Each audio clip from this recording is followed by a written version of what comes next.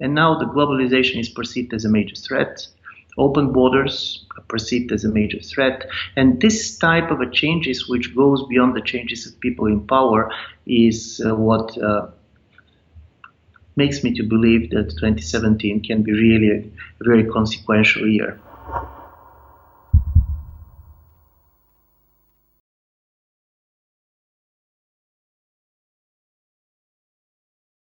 In the light of an imminent Brexit and right-wing populist parties growing stronger in Europe, the EU is confronted with considerable changes. Are you afraid for our democracy? Yeah, I do believe that first, the European Union, in the way we knew it, is not here anymore. We see a major transformation.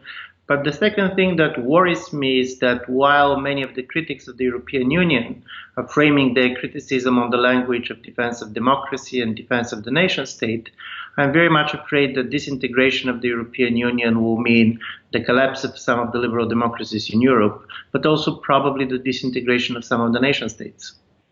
You said that 2017 could be a revolution year, just like the year 1917 when the Bolshevik Revolution took power in Russia. Could you explain why and what you mean by that? Listen, I was saying that basically 1917, a year earlier, didn't look so critical and important.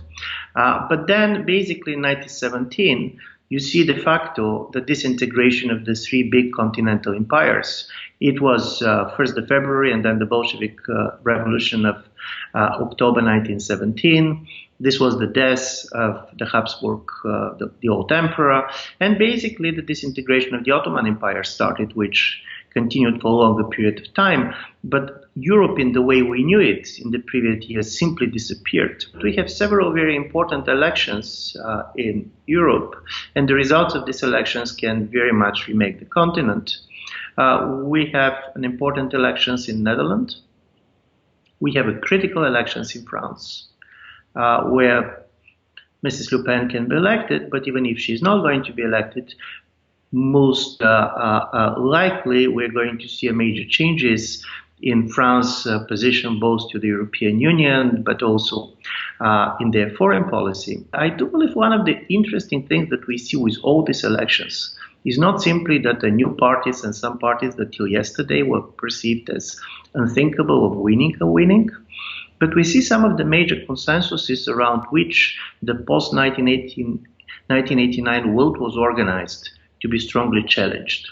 If you look to Europe, you're going to see that the idea that economic interdependence is reducing the risk of war is not a common sense anymore. Globalization, open borders, all this was perceived as kind of a progressive development, and people voting for different parties will be ready to be subscribed for this. And now the globalization is perceived as a major threat.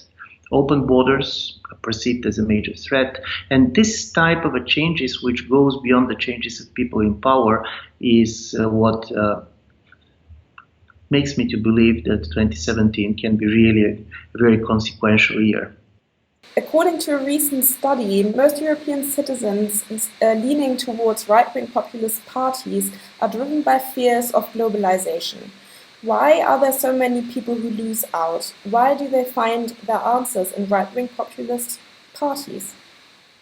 Listen, first of all, one of the important things that has happened is that during the last 25 years, when the globalization basically has been escalating, and we're seeing the positive part of it, the fact that we are now talking with you on Skype is one of the results of it, is that normally people tend to see the things that are moving and changing. And you have the feeling that everybody is moving and everything is changing. We start to live with the idea of a very mobile world. I do believe that in a certain way, for the last 2 decades, we all have been living in something of a permanent revolution. Everything was changing very quickly. People stopped to understand what is going on. Major cultural practices, the way we're using information, major differences between generations. And this created this, in my view, huge level of anxiety. And when this huge level of anxiety was also complemented by the understanding that institutions in the way that we know them are not capable to deliver, they are not capable to keep us together, many of the things that we have been seeing as positive yesterday start to threaten us. And I do believe one of the most dramatic things that we're seeing now is that the best and the worst is the same thing. Imagine these Europeans.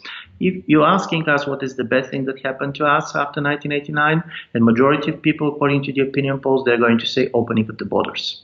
Because opening of the borders for us was the possibility to travel. The same East Europeans ask today what is the thing that they fear most is open borders.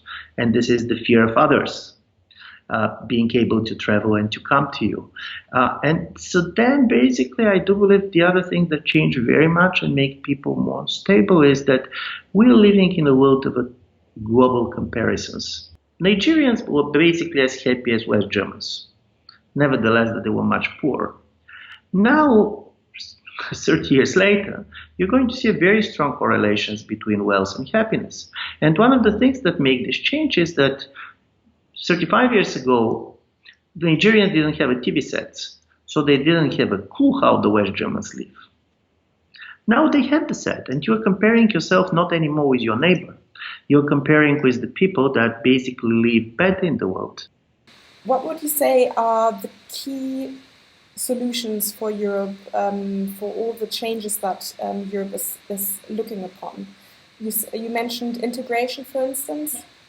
The basic problem is how Europe can keep the free movement of people, of ideas, of goods, without basically making European voters being scared that this means a loss of power and also makes Europeans vulnerable to the world. This is the question, and this question is not going to be answered of we need more Brussels or we need less Brussels. It should be a different type of policies that we talk about.